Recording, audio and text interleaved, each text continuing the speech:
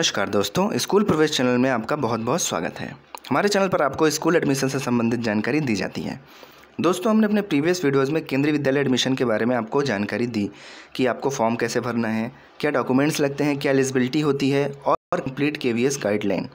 तो दोस्तों, इस वीडियो में हम आपको बताने वाले हैं admission through MP HRM quota. दोस्तों, अगर आप नॉर्मल तरीके से फॉर्म भरे हैं और आपके बच्चे का एडमिशन अगर नहीं हो पाया है तो आप MP HRM कोटा की तरफ अप्रोच कर सकते हैं। इसमें आपके बच्चे को एडमिशन मिल सकता है। तो दोस्तों, इस वीडियो में सबसे पहले हम देखेंगे कि MP या HRM कोटा होता क्या है और उसके बाद हम लोग देखेंगे कि MP या HRM कोटा के थ्रू आप अपने बच्चे का एडमिशन कैसे ले सकते हैं, इसका पूरा प्रोसीजर क्या है। तो वीडियो को स्किप मत करिएगा, वीडियो को पूरा देखिएगा। हो सकता है ये वीडियो देखने के बाद आपको ये आसान लगने लगे कि MP या HRM कोटा के थ्रू कैसे एडमिशन लेना है और कैसे अपने बच्चे को केंद्रीय विद्यालय में हमको पढ़ाना है। तो चलिए सबसे पहले स्टार्ट करते हैं और जानते हैं कि MP कोटा होता क्या है। तो दोस्तों, जितने भी ऑनरेबल मेंबर ऑफ पार्लियामेंट हैं वो अपने कॉन्स्टिट्यूएंसी यानी कि अपने संसदीय क्षेत्र में आने वाले केंद्रीय विद्यालयों में 10 एडमिशन को रिकमेंड कर सकते हैं। यानी कि वो अपने क्षेत्र के कॉन्स्टिट्यूएंसी में आने वाले केंद्रीय विद्यालयों में 10 बच्चों के एप्लीकेशन फॉर्म को एडमिशन के लिए रिकमेंड कर सकते हैं। लेकिन यहाँ पर एक कंडीशन ये है कि जो बच्चा मतलब जिस बच्चे का फॉर्म वो रिकमेंड कर रहे हैं उस बच्चे के माता पिता उसी के कॉन्स्टिट्यूएंसी यानी कि उन्हीं के संसदीय क्षेत्र से बिलोंग करने वाले होने चाहिए। यानी कि बच्चे के जो माता पिता हैं उन्हीं के संसदीय क्षेत्र के निवासी होने चाहिए, या फिर ऐसे माता पिता जो कि अपनी सर्विस या जॉब या नौकरी के तहत उनके कॉन्स्टिट्यूएंसी में ट्रांसफ़र होके आए हैं, तो वो भी उनके लिए भी ये एलिजिबिलिटी है। मतलब MP उनके भी फॉर्म को रिकमेंड कर सकते हैं एडमिशन के लिए। या फिर कोई माइग्रेट होके उनके कॉन्स्टिट्यूएंसी में आया है किसी बच्चे के माता पिता, तो उस बच्चे का भी एडमिशन वो रिकमेंड कर सकते हैं। तो दोस्तों, इसी चीज़ को मैंने यहाँ पर हिंदी में लिख दिया है ताकि जो हमारे हिंदी भाषी क्षेत्र के व्यूअर्स हैं उनको ये चीज़ें एकदम क्लियर हो जाएं। तो दोस्तों, यहाँ पर स्लाइड में मैंने इंग्लिश और हिंदी दोनों बनाया है ताकि लैंग्वेज प्रॉब्लम ना हो।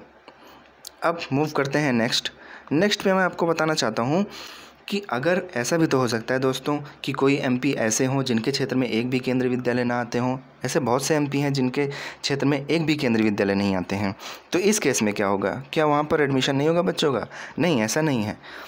अगर ऐसा हो कि किसी MP के संसदीय क्षेत्र में एक भी KV नहीं आ रहे हैं तो वो अपने संसदीय क्षेत्रों से जुड़े हुए संसदीय क्षेत्रों में आने वाले केंद्रीय विद्यालयों में एडमिशन को रिकमेंड कर सकते हैं।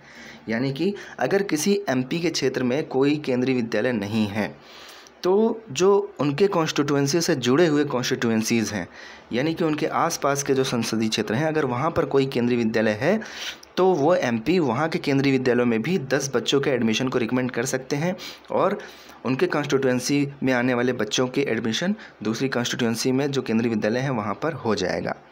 अब देखते हैं नेक्स्ट है यहाँ पर अब बात करते हैं राज्यसभा के मेंबर की। अगर राज्यसभा के मेंबर हैं तो वो भी 10 एडमिशन को रिकमेंड कर सकते हैं। अब राज्यसभा के मेंबर के लिए उनका कॉन्स्टिट्यूएंसी क्षेत्र क्या होता है? तो राज्यसभा के जो मेंबर होते हैं उनके लिए जो उनका कॉन्स्टिट्यूएंसी होता है वो उनका राज्य होता है जहाँ से वो चुने गए होते हैं। तो वो अपने राज्य में आने वाले किसी भी केंद्रीय विद्यालय में 10 बच्चों के एडमिशन को रिकमेंड कर सकते हैं। और यहाँ पर एक दूसरा पॉइंट है, नॉमिनेटेड मेंबर ऑफ राज्यसभा और लोकसभा। जो राज्यसभा या लोकसभा के मनोनीत सदस्य होते हैं, नॉमिनेटेड मेंबर, वो पूरे देश में एक या एक से ज़्यादा KV में 10 बच्चों का एडमिशन को रिकमेंड कर सकते हैं और उन 10 बच्चों के एडमिशन हो जाएंगे। उसके बाद दोस्तों नेक्स्ट देखते हैं। अब यहाँ पर कुछ इंपॉर्टेंट पॉइंट लिखे हुए हैं। यहाँ पर ये बताया जा रहा है कि ये जो एडमिशन होते हैं वो क्लास की स्ट्रेंथ से ऊपर लिए जाते हैं। यानी कि किसी क्लास की, जैसे KV में कोई क्लास है उसकी जो स्ट्रेंथ है वो 40 है, तो अगर फुल हो गई है तब भी अगर MP 10 बच्चों के एडमिशन को रिकमेंड करते हैं तो वो एडमिशन होंगे। ऐसा नहीं है, KV वाले नहीं कह सकते कि हमारे यहाँ सीट फुल हो गई है। तो ये एडमिशन जो होते हैं वो स्ट्रेंथ के ऊपर होते हैं।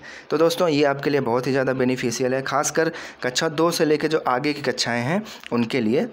वैसे तो MP जो है वो यहाँ पर देखिए एक पॉइंट लिखा हुआ है कि MP कोटा से एडमिशन सिर्फ कक्षा 1 से कक्षा 9 तक की कक्षाओं के लिए होता है।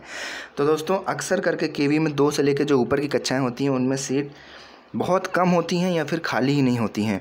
तो आप एमपी कोटा या एचआरएम कोटा के लिए अप्रोच कर सकते हैं, क्योंकि इसमें जो एडमिशन होता है वो सीट के ऊपर यानी कि क्लास स्ट्रेंथ के ऊपर होता है। तो अगर एमपी रिकमेंड कर देते हैं तो आप समझ लीजिए कि आपके बच्चे का एडमिशन हो ही जाता है। उसके बाद यहाँ पर एक और पॉइंट लिखा हुआ है कि ये एडमिशन जो होते हैं ये सेशन के शुरू में ही स्टार्ट हो जाते हैं तथा जो भी निर्धारित एडमिशन की डेट होती है उसके बाद फिर एडमिशन नहीं लिया जाता है। वैसे तो आमतौर पर जो एमपी के पास कूपन आता है, कूपन एक तरीके का प्रिस्क्राइब्ड फॉर्मेट होता है जिस पे एमपी लोग आपके बच्चे के एप्लीकेशन को रिकमेंड करते हैं केंद्रीय विद्यालय संगठन को, और वहाँ से फिर आपका जो एडमिशन प्रोसेस है वो आगे बढ़ता है। तो वो जो कूपन होता है वो जनरली जनवरी या फरवरी के माह में आ जाता है और 2-3 महीने का टाइम होता है। उसमें वो जो आपके बच्चे का एप्लीकेशन फॉर्म है वो फॉरवर्ड करते हैं, वो रिकमेंड करते हैं। तो दोस्तों आपसे रिक्वेस्ट है कि जनवरी या फरवरी के बाद से ही आप अपने क्षेत्र के जो एमपी हैं उनसे कांटेक्ट में रहें, उनसे कांटेक्ट करने की कोशिश करें, उनसे पूछें कि क्या केंद्रीय विद्यालय का कूपन आया है। अगर पता चले तो आप तभी अपने बच्चे का फॉर्म वगैरह जो भी फॉर्मेलिटीज़ है सारा कुछ कंप्लीट करके उनको दे दें, ताकि वो टाइम से आपके बच्चे का फॉर्म रिकमेंड कर दें। वैसे होता क्या है कि एमपी के पास 10 सीट होती है लेकिन फॉर्म बहुत ज़्यादा आ जाते हैं। तो हो सकता है अगर आप पहले फॉर्म दे दें तो आपका जो फॉर्म है वो पहले रिकमेंड कर दें वो, तो आपके बच्चे के एडमिशन के चांसेस ज़्यादा रहें। उसके बाद देखते हैं और इम्पोर्टेंट पॉइंट, यहाँ पर एमपी द्वारा जो एडमिशन रिकमेंड किए जाते हैं वो केवीएस हेडक्वार्टर द्वारा एमपी को दिए गए प्रिस्क्राइब्ड फॉर्मेट पे होना चाहिए। तो दोस्तों यहाँ पर बहुत सारे लोग के सवाल आते हैं कि एमपी कोटा के लिए अप्लाई कैसे करें। तो आपको जो आपके जो एमपी हैं उनको केंद्रीय विद्यालय संगठन के हेडक्वार्टर द्वारा एक प्रिस्क्राइब्ड फॉर्मेट दिया जाता है। उसी प्रिस्क्राइब्ड फॉर्मेट पर जो एमपी होते हैं वो आपके बच्चे को रिकमेंड करते हैं। तो किसी अन्य फॉर्मेट या किसी अन्य तरीके से दिया गया रिकमेंडेशन केवीएस हेडक्वार्टर द्वारा मान्य नहीं होता है।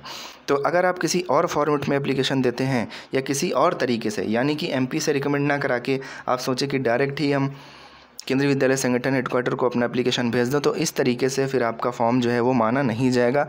आपको एमपी के थ्रू ही और जो प्रिस्क्राइब्ड फॉर्मेट है उसी के थ्रू ही आपको अपने बच्चे का जो एडमिशन का एप्लीकेशन फॉर्म है उसको रिकमेंड कराना है, तभी आपके बच्चे का एडमिशन जो है वो पॉसिबल हो पाएगा एमपी कोटा के थ्रू। उसके बाद दोस्तों नेक्स्ट देखते हैं, नेक्स्ट इंपॉर्टेंट पॉइंट है, जिस भी बच्चे का एडमिशन माननीय एमपी द्वारा रिकमेंड किया जाता है वो बच्चा केवीएस एडमिशन गाइडलाइन के हिसाब से एलिजिबल होना चाहिए। तो केवीएस का जो एडमिशन की गाइडलाइंस है उसमें कई सारे रूल्स दिए होते हैं।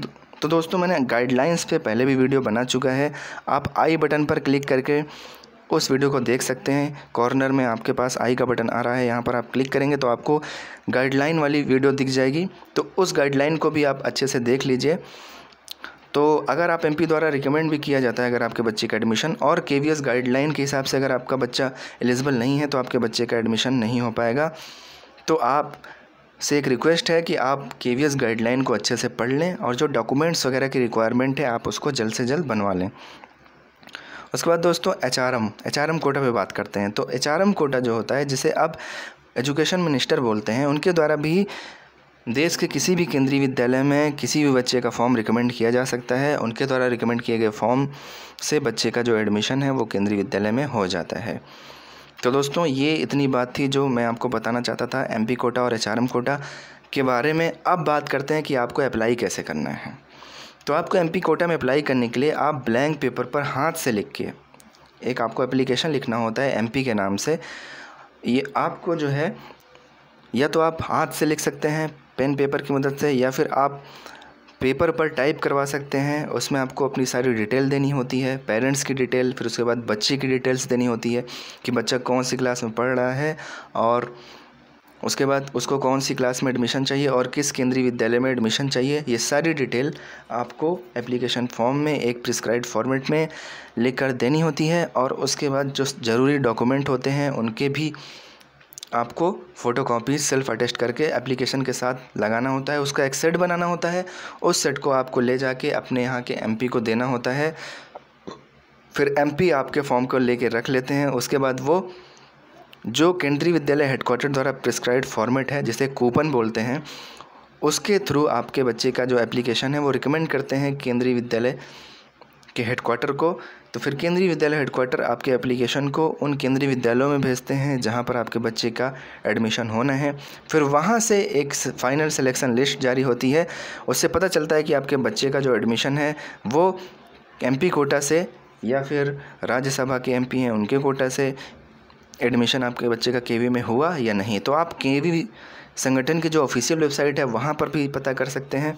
वहाँ पर वेबसाइट पे भी आ जाता है, कूपन नंबर की हेल्प से आप देख सकते हैं कि आपके बच्चे का नाम MP कोटा से आया या नहीं।